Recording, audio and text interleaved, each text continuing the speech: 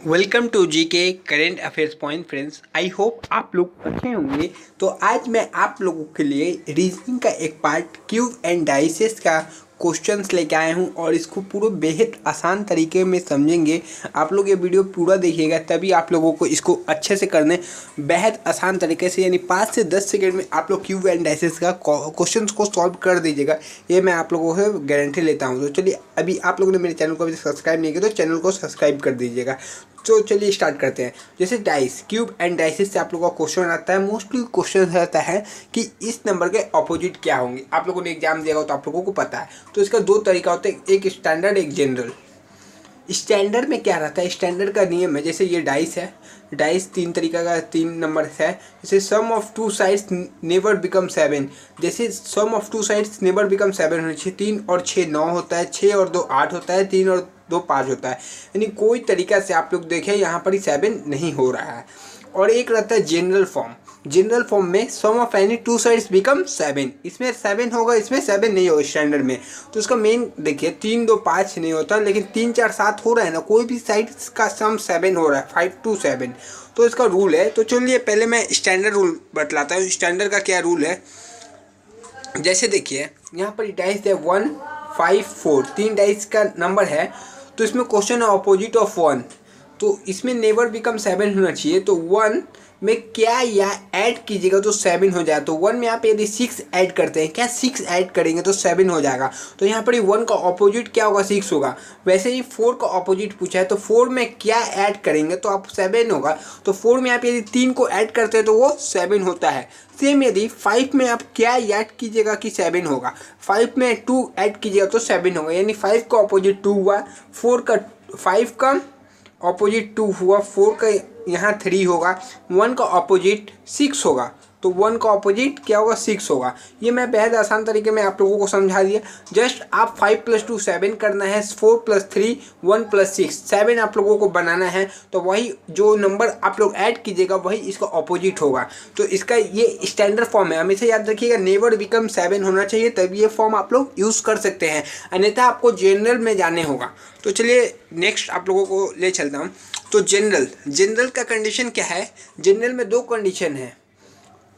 देखिए जब 2 डाइस दिया रहेगा उसमें हो जो नंबर रहेगा 1 1, मतलब एक नंबर कॉमन हो सकता है। और रूल 2 क्या बोलता है, उसमें 2 नंबर कॉमन होगा।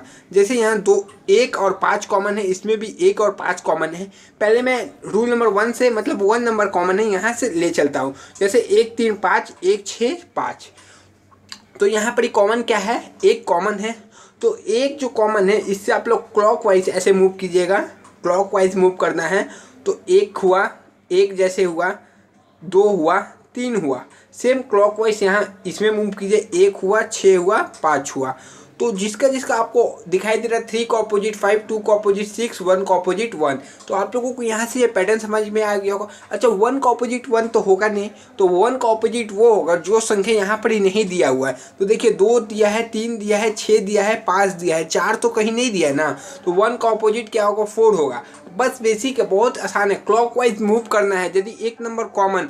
इसका मेन क्या है आप लोगों को देखना है, ये जनरल फॉर्म है। कैसे 6 + 1 7 हो रहा है ना, एक भी टर्म यहाँ पर 7 हो रहा है ना दोनों डाइस में। तो ये जनरल फॉर्म है। तो जनरल फॉर्म में एक नंबर कॉमन आपको मिलता है, तो आपको जस्ट कुछ नहीं करना है, वहाँ से क्लॉकवाइज मूव करना। जैसे 1 के बाद 2, 2 के बाद 3, 1 के बाद 6, तो 6 के बाद 5, तो 3 का ऑपोजिट 5, 2 का 6, 1 का 1 तो ऑपोजिट नहीं होगा। जो नंबर नहीं रहता है इसमें वो ऑपोजिट हो जाता है, यानी 4। और रूल 2 में जब क्या बोलता है, 2 नंबर कॉमन रहेगा। जैसे देखिए 1 और 5 यहाँ कॉमन है, 1 और 5 यहाँ भी कॉमन है। सीधा सीधी बात, 1 और 5 को आप लोग रिमूव कीजिए, ऑपोजिट ऑफ 2 पूछेगा। इसमें एक ही क्वेश्चन बनता है कि ऑपोजिट ऑफ 2, जो नंबर अनकॉमन है उसका ऑपोजिट पूछता है। तो 2 का ऑपोजिट 4, जो कॉमन है उसको एक तरफ कर लीजिए, बच्चा क्या 2 और 4, तो ये दोनों एक दूसरे के ऑपोजिट है। बहुत बेसिक है ये, तो आप लोगों को समझ में आ गया होगा। एक होता है जनरल टर्म, एक होता है स्टैंडर्ड टर्म। तो स्टैंडर्ड में आप लोगों को क्या देखना है, सम जो 2 साइड का सम है नेवर बिकम 7, और इसमें 7 होना चाहिए। देखिए 5 2 7 हो रहा है, तो किसी एक डाइस में दोनों में यहाँ पर 7 हो रहा है। तो ये हुआ आपका जनरल टर्म, एकदम जनरल।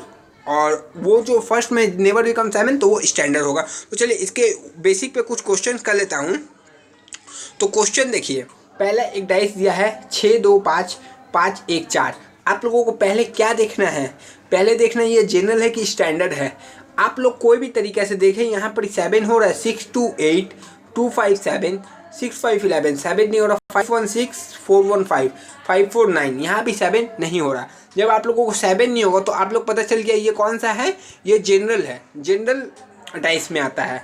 तो इसमें पूछा क्या है, ऑपोजिट ऑफ 4, तो ऑपोजिट ऑफ 4 पूछा है। तो इसमें आप लोगों को देखिए कॉमन दिया है, इसका कॉमन क्या है 5, कॉमन क्या है 5, एक ही कॉमन मिला है।